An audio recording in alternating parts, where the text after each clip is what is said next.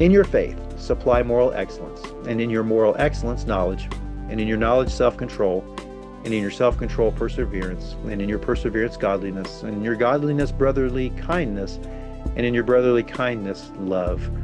Now, I talked about what are the qualities that we need to include for spiritual health. These are foundational qualities, if you will. Sometimes you may think of these as being added to. The word added or supply is going to come up in a moment. We'll talk about that.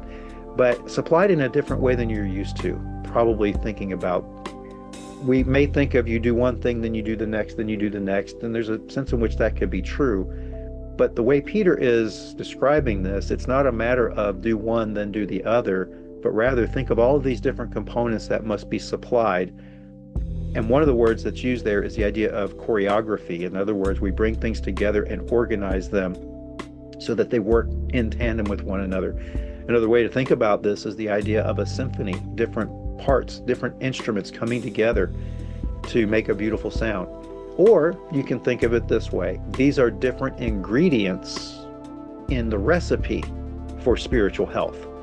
You think about foods that we eat, and we think about healthy foods, and we think about unhealthy foods. What does spiritual health look like? Well, the recipe is made up of these things, and so you bring all of these together. We work on bringing all of these together. So there are a number of different metaphors we can use, picking up on some of the words that are employed by Peter at this point.